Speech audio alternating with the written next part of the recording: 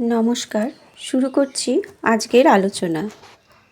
ঠাকুর বলিতেন, নবাবী আমলের মুদ্রা বাদশাহী আমলে চলে না। আমি যে রূপ বলিতেছি সেই রূপে যদি চলিয়া যাস, তাই হইলে সোজাসুজি গন্তব্যস্থলে পৌঁছাইয়া যাইবি। যাহার শেষ জন্ম, যাহার সংসারে পুনঃ পুনঃ আগমনের ও জন্ম মরণের শেষ হইয়াছে, সেই ব্যক্তি এখানে আসিবে এবং এখানকার ভাব গ্রহণ করিতে পারিবে। স্বামী শারদানন্দ।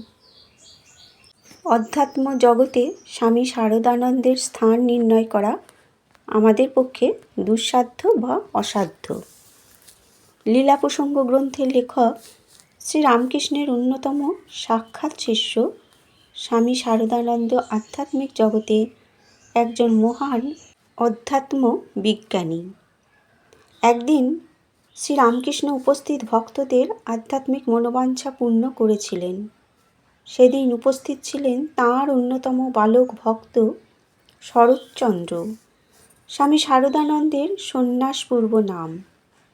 শরৎচন্দ্র সেখানে নীরব দর্শক ছিলেন, কিছুই চাননি। শ্রীরামকৃষ্ণ তাঁকে জিজ্ঞাসা করেন, "কি রে, তুই যে কিছু চাইলি না?" শরৎচন্দ্রের উত্তর ছিল, "কি আর চাইব?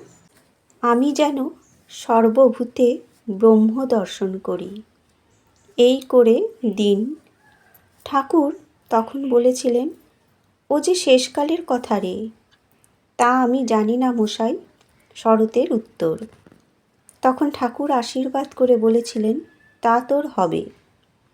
এই ঘটনার উল্লেখ করে শারদানন্দজি পরবর্তীকালে একবার বলেছিলেন, তিনি শ্রীরামকৃষ্ণ যা বলেছিলেন এখন তাঁর কৃপায় সেটা বেশ অনুভব করছি। তাঁর দৃষ্টিতে শ্রীরামকৃষ্ণ ছিলেন দেবমানব। দেবভাব ও মানবভাবের অপূর্ব সম্মিলনে গঠিত তাঁর জীবন। শারদানন্দজি বিশ্বাস করতেন, অবতার পুরুষ দেব ও মানব উভয় ভাব নিয়েই জন্মগ্রহণ করেন। উভয় ভাবই জীবনের আদি থেকে অন্ত পর্যন্ত বয়ে চলে।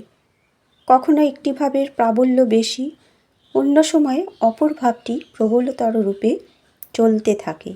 অবতারগণের দেবভাব যেমন সর্বজ্ঞতা, সর্বশক্তিমত্তা, অসীম করুণা প্রভৃতি শাস্ত্রাদি গ্রন্থে বিস্তৃতভাবে আলোচিত হয়েছে, কিন্তু তাঁদের মানুষভাব অর্থাৎ শারীরিক বা মানসিক সীমাবদ্ধতা শাস্ত্রে প্রায় অনুক্ত থেকে গেছে এবং ভক্তদের নিকটও অবতারের কোনো প্রকার সীমাবদ্ধতা স্বীকৃত নয়, কারণ তার ফলে তাঁদের ভক্তিহানির আশঙ্কা থাকে। কিন্তু শারদানন্দজি শ্রীরামকৃষ্ণকে অবতারগণের অন্যতম বলে গ্রহণ করার পরেও তাঁর মানুষভাবকে তিনি স্বীকার করেন। কেবল তাই নয়, শ্রীরামকৃষ্ণের প্রত্যক্ষ অভিজ্ঞতালব্ধ জ্ঞান, সুতীক্ষ্ণ যুক্তিশৈলী ও তাঁর উক্তির সাহায্যে শ্রীরামকৃষ্ণের মানুষভাব সুপ্রতিষ্ঠিত করেছেন। শ্রীরামকৃষ্ণের দৃষ্টান্ত থেকে অপর অবতারগণের জীবনেও যে দেবভাবের সঙ্গে মানবভাবের সম্মিলন সম্ভবপর, এই বিষয়টি প্রতিষ্ঠার দ্বারা অবতারবাদের ক্ষেত্রে এক অনন্য অবদান রেখে গেছেন। তিনি শ্রীরামকৃষ্ণকে পরমেশ্বরের পরম কারুণিক, অশেষ কল্যাণ গুণসম্পন্ন অবতার রূপে ব্যাখ্যা করেছেন। অবতার পুরুষের অখণ্ড স্মৃতি আশৈশব বিদ্যমান থাকে কিনা, এই প্রশ্ন স্বয়ং উত্থাপিত করে উত্তরে স্বামী শারদানন্দ বলেছেন, অন্তরে বিদ্যমান থাকিলেও শৈশবে তাহাতে উহার প্রকাশ থাকে না, কিন্তু শরীর মনোরূপ যন্ত্রদ্বয় সর্বাঙ্গ সম্পন্ন হইবা মাত্র স্বল্প বা বিনায়াসে উহা তাহাতে উদিত হইয়া থাকে। তাহার প্রত্যেক চেষ্টা সম্বন্ধেই ওই কথা বুঝিতে হইবে, কারণ মনুষ্য শরীর ধারণ করায় তাহার সকল চেষ্টা সর্বথা মনুষ্যের ন্যায় হয়। তিনি এই বিষয়টি আরও পরিষ্কার করেছেন ঠাকুরের নবদ্বীপ যাত্রা প্রসঙ্গে। সেই স্থানে লেখক লিখেছেন, অবতার পুরুষদিগের মনের সম্মুখেও সকল সময় সকল সত্য প্রকাশিত থাকে না, তবে আধ্যাত্মিক জগতের যে বিষয়ের তত্ত্ব তাঁহারা জানিতে বুঝিতে ইচ্ছা করেন, অতি সহজেই তাহা তাহাদের মন বুদ্ধির গোচর হইয়া থাকে। মহাপ্রভু শ্রী চৈতন্যর অবতারত্ব বিষয়ে শ্রীরামকৃষ্ণ স্বয়ং সংশয়াপন্ন ছিলেন। পরবর্তীকালে যখন ঠাকুর মথুরবাবুর সঙ্গে নবদ্বীপে গেলেন, সেখানে উচ্চ ভাবাবস্থায় গৌর নিতাইকে এবং অন্য সব দর্শন করে তিনি সংশয়মুক্ত হয়ে এই সত্যে দৃঢ়ভাবে প্রতিষ্ঠিত হলেন যে শ্রী চৈতন্য ঈশ্বরের অবতার। তাঁর কথায় এই রকম ঢের সব দেখিয়ে বুঝিয়ে দিলে বাস্তবিকই অবতার, ঐশ্বরিক শক্তির বিকাশ। ভক্ত সর্বদা ভগবানকে সর্বজ্ঞ, সর্বশক্তিমান, সর্বাঙ্গ সম্পূর্ণরূপে দেখতে চান, কিন্তু অবতারের মানুষ ভাবকে স্বীকার করতে চান না। শ্রীরামকৃষ্ণের জীবদ্দশায় বা তার পরেও অনেক ভক্ত ঠাকুরের মানুষ ভাবকে গ্রহণ করতেন না। এখনও শ্রীরামকৃষ্ণের ভক্তবৃন্দের একাংশের এই মনোভাব দেখা যায়, এবং তাঁরা শ্রীরামকৃষ্ণের অন্যতম ত্যাগী শিষ্য স্বামী তুরীয়ানন্দের জীবনের একটি ঘটনা নির্দেশ করেন। স্বামী তুরীয়ানন্দের পূর্ব নাম হরিনাথ। একদিন হরিনাথ কাশীপুরে দুরারোগ্য ব্যাধিগ্রস্ত শ্রীরামকৃষ্ণকে দর্শন করতে যান ও জিজ্ঞাসা করেন, কেমন আছেন?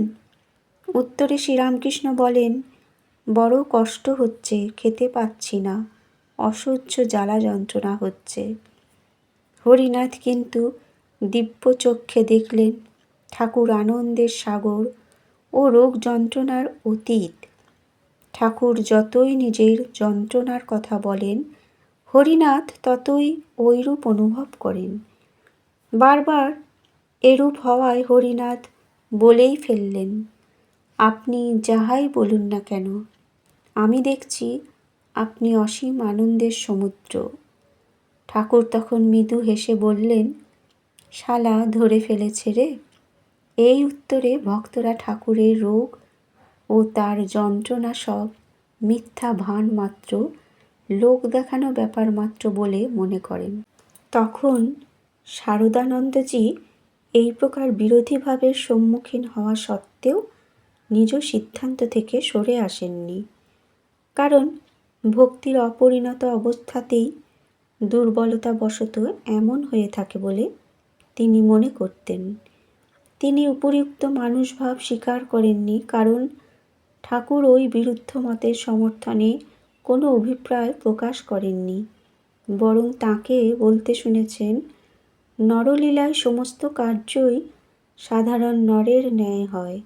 শারদানন্দজির ধারণা, মানুষের অসম্পূর্ণতা স্বীকার করার ফলে অবতার পুরুষদেরও আমাদের ন্যায় আলোক আঁধারের রাজ্যের ভিতর পথ হাতড়াতে হয়।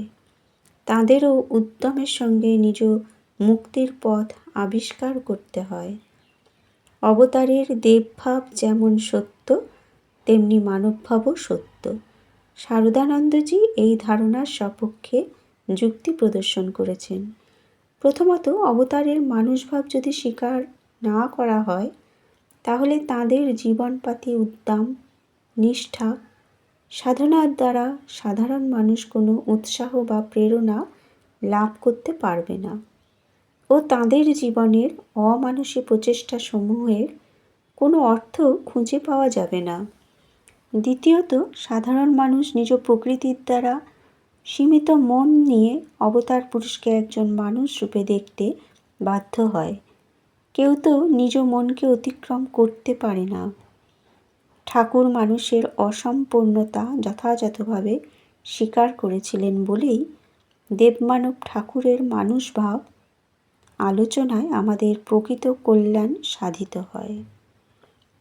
বন্ধুরা, আজকের এই আলোচনা পর্ব স্বামী শারদানন্দের দৃষ্টিতে শ্রীরামকৃষ্ণ, স্বামী নিরন্তরানন্দ মহারাজের স্মৃতিতে এই আলোচনা পাঠ তুলে ধরা হলো। ধন্যবাদ।